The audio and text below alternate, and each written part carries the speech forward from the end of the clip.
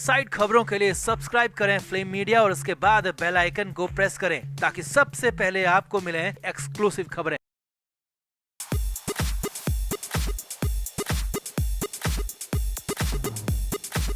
उद्धव ठाकरे आज जिस हालात में पहुंचे हैं उसके लिए उद्धव की कम राजनीतिक समझ तो जिम्मेदार है ही, मगर उतनी ही बड़ी वजह संजय राउत का बड़बोलापन भी है। संजय राउत के बड़बोलेपन की वजह से उद्धव की पार्टी कई बार मुश्किलों में फंस चुकी है और अब की बार तो खुद राउत भी मुश्किल में फंसते दिख रहे हैं, क्योंकि राउत को मुख्यमंत्री एकनाथ शिंदे के खिलाफ उल जुलूल बोलना महंगा पड़ गया है। एकनाथ शिंदे ने राउत को लीगल नोटिस थमा दिया है, जिसमें साफ साफ लिखा है कि या तो 72 घंटे के अंदर पब्लिकली माफी मांगे या फिर क्रिमिनल और सिविल केस का सामना करें। तो क्या है पूरा मामला, ऐसा क्या कह दिया संजय राउत ने, शिंदे ने किस बात पे भेजा लीगल नोटिस, आपको बताते हैं सब। आप भी वीडियो को शेयर करें और अपनी राय कमेंट बॉक्स में जरूर दें।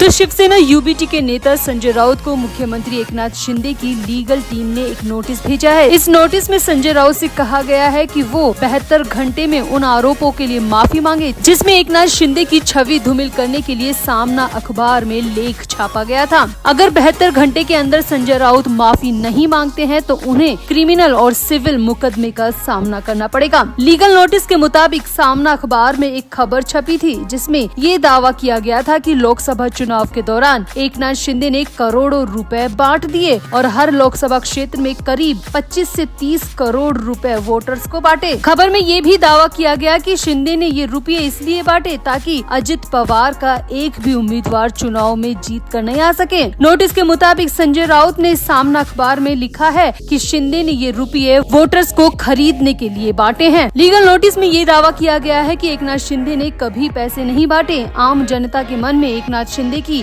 छवि खराब करने के लिए इस तरह के झूठे और बेबुनियाद आरोप लगाए गए हैं। इन आरोपों के जरिए संजय राउत और उनकी पार्टी के नेता उद्धव ठाकरे राजनीतिक लाभ उठाना चाहते हैं। नोटिस में लिखा है कि संजय राउत ने जो आरोप लगाए हैं वो उसे साबित करें, नहीं तो माफी मांगे। इस नोटिस में साफ साफ लिखा है कि इस झूठे और बेबुनियाद आरोपों पर संजय राउत 3 दिन के भीतर पब्लिकली माफी मांगे, अन्यथा एकनाथ शिंदे राउत के खिलाफ क्रिमिनल और सिविल मुकदमा दायर करेंगे। अब वहीं संजय राउत ने भी इस लीगल नोटिस पर रिएक्शन दिया है। संजय राउत ने इस लीगल नोटिस को खुद अपने सोशल मीडिया एक्स पर शेयर कर दिया और लिखा कि 50 खोके एकदम ओके, इसे कहते हैं उल्टा चोर कोतवाल को डांटे। संजय राउत ने पोस्ट में आगे लिखा कि गैर संवैधानिक मुख्यमंत्री श्रीमान शिंदे ने हमें एक लीगल नोटिस भेजा है, very interesting and one of the funny political document, अब आएगा मजा, जय महाराष्ट्र। यहाँ आपको बता दें कि संजय राउत ने लोकसभा चुनाव के दौरान कई बार एकनाथ शिंदे पर वोटर्स को पैसे बांटने का आरोप लगाया था। सोशल मीडिया के साथ ही संजय राउत ने सामना अखबार के जरिए भी ये आरोप लगाया कि शिंदे जहां भी जा रहे हैं पैसे भर भर के बैग लेकर जा रहे हैं और वोटर्स को खरीद रहे हैं। अब इन्हीं आरोपों के बाद एकनाथ शिंदे ने ये लीगल नोटिस संजय राउत को थमा दिया है। तो आपका इस नोटिस पर क्या कहना है? क्या शिंदे ने बिल्कुल सही किया या फिर संजय राउत ने जो आरोप लगाए वो सही है? आप भी अपनी राय कमेंट बॉक्स में जरूर दें और वीडियो को भी शेयर करें। तो महाराष्ट्र में लोकसभा की सभी 48 सीटों पर मतदान खत्म होने के बाद अब नतीजों का इंतजार किया जा रहा है। 4 जून को घोषित होने वाले चुनाव परिणाम को लेकर सभी की नजरें टिकी हुई है। इसी बीच जाने माने ज्योतिषी अनिल थत्ते ने लोकसभा चुनाव के नतीजे आने से पहले ही महाराष्ट्र की राजनीति को लेकर बड़ी भविष्यवाणी कर दी है। एस्ट्रोलॉजर अनिल थत्ते ने कहा कि लोकसभा चुनाव में अजित पवार गुट को बड़ा झटका लग सकता है। वहीं उन्होंने महाविकास आघाड़ी और महायुति की सीटों को लेकर भी भविष्यवाणी की है। अनिल थत्ते ने लोकसभा चुनाव की भविष्यवाणी करते हुए अजित पवार गुट के बारे में चौंकाने वाली जानकारी दी है। उन्होंने कहा कि इस चुनाव में अजित पवार एक भी सीट नहीं जीत पाएंगे। शरद पवार गुट अजित पवार गुट से बेहतर प्रदर्शन करेगा। साथ ही अनिल थत्ते ने उद्धव ठाकरे गुट की शिवसेना यूबीटी के बारे में बात करते हुए दावा किया कि ठाकरे गुट को इस चुनाव में सहानुभूति का बड़ा फायदा मिलेगा। हालांकि मशहूर ज्योतिषी अनिल थत्ते ने ये भी भविष्यवाणी की महाराष्ट्र में सबसे ज्यादा संख्या में महायुति उम्मीदवार जीतेंगे, यानी कि बीजेपी गठबंधन के उम्मीदवार जीतेंगे। उन्होंने बड़ा दावा करते हुए कहा कि महाराष्ट्र में एनडीए सरकार 37 में से 40 सीटें जीत सकती है, जबकि अन्य सीटों पर महाविकास आघाड़ी के उम्मीदवार जीत हासिल करेंगे। महाराष्ट्र में महायुति के बारे में बात करते हुए एस्ट्रोलॉजर ने कहा कि मेरा अनुमान है कि महायुति को महाराष्ट्र में 37 से 40 सीटें मिलेंगी, तो वहीं महाविकास आघाड़ी के मामले में कुछ प्रगति होगी। अगर महायुति को 37 सीटें मिलती है तो शेष सीटें महाविकास आघाड़ी को मिलेगी। एस्ट्रोलॉजर ने कहा कि मुझे लगता है कि महाविकास आघाड़ी दोहरे अंक की संख्या तक पहुंच जाएगी, इसीलिए मेरा अनुमान है कि अजित पवार गुट को लोकसभा चुनाव में एक भी सीट हासिल नहीं होगी। तो आपका एस्ट्रोलॉजर की भविष्यवाणी पर क्या कहना है? क्या वाकई में 37 से 40 सीटें बीजेपी और एकनाथ शिंदे के पक्ष में चली जाएगी? क्या होगा उद्धव ठाकरे का और अजित पवार का सुपड़ा क्या वाकई में साफ हो जाएगा? आप भी एस्ट्रोलॉजर की भविष्यवाणी पर अपनी राय कमेंट बॉक्स में जरूर दें और वीडियो को भी शेयर करें।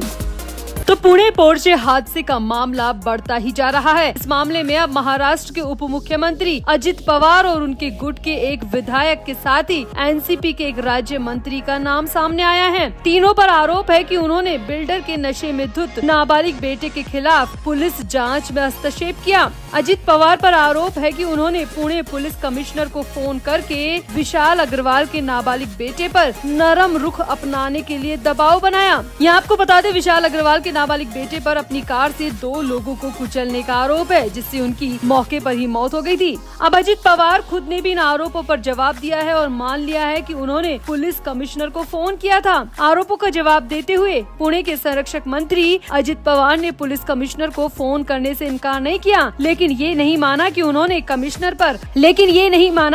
कमिश्नर पर आरोपी को छोड़ने के लिए दबाव बनाया था। अजित पवार का कहना है कि उन्होंने सिर्फ ये सुनिश्चित करने के लिए फोन किया था कि पुलिस दबाव में ना आए, क्योंकि इसमें एक अमीर व्यक्ति का बेटा शामिल था। अब आगे देखिए, बात इतनी नहीं है। दुर्योग से अजित पवार के विधायक सुनील टिंगरे पर भी आरोप है कि वो 19 मई को नाबालिग की गिरफ्तारी के बाद सुबह 3 बजे यरवदा पुलिस स्टेशन पहुंचे और पुलिस पर दबाव डाला कि वो नाबालिग के मामले में सख्ती न अपनाए। टिंगरे ने भी पुलिस स्टेशन जाने की बात को स्वीकार किया है, क्योंकि टिंगरे पुलिस स्टेशन में जाते हुए साफ साफ सीसीटीवी में दिखाई दे रहे हैं। लेकिन टिंगरे ने भी सफाई में अजित पवार की जुबान को ही रिपीट किया है। वहीं विपक्षी दलों के मुताबिक अजित के स्पष्टीकरण ने जवाबों से ज्यादा सवालों को खड़ा कर दिया है। विपक्षी नेताओं का कहना है कि घटना के 4 दिन बाद तक अजित पवार ने अपना मुंह नहीं खोला। वो पुणे के अभिभावक मंत्री हैं, लेकिन जब फडणवीस ने पुणे पुलिस के साथ बैठक की और प्रेस कॉन्फ्रेंस की, तब वो कहीं पर नजर क्यों नहीं आए? तब उन्होंने कोई बयान क्यों नहीं दिया? पुलिस के साथ बैठक क्यों नहीं की? पुणे के कांग्रेस विधायक रविंद्र धांगेकर ने आरोप लगाया है कि महाराष्ट्र के चिकित्सा शिक्षा मंत्री हसन मुशरीफ, जो कि एनसीपी के अजीत गुट से हैं, वो खुद ससून अस्पताल में डॉक्टर अजय तावरे से मिले थे और फिर अजय तावरे की नियुक्ति के पीछे भी पड़े हैं। तावरे उन 2 डॉक्टरों में से एक है जिन्हें पुणे पुलिस ने नाबालिग के खून का नमूना बदलने के आरोप में गिरफ्तार किया है। यहाँ आपको बता दें कि 19 मई की आधी रात को कल्याणी नगर में हुए हादसे में 2 IT इंजीनियर्स की मौत हो गई थी। उनकी बाइक को पोर्शे लग्जरी कार ने रौंद दिया था। ये पोर्शे टेकन कार एक बिल्डर का नाबालिग बेटा चला रहा था, जो नशे की हालत में धुत था। मगर जांच में पता चला कि डॉक्टर ने आरोपी के ब्लड सैंपल को डस्टबिन में फेंक दिया था और दूसरे शख्स के ब्लड सैंपल की जांच की थी, जिसमें शराब नहीं पीने की बात की गई और वैसी ही रिपोर्ट बना दी गई। लेकिन बाद में सामने आया कि वाकई में आरोपी ने शराब पी रखी थी और डॉक्टर ने असली ब्लड सैंपल को डस्टबिन में फेंक दिया था।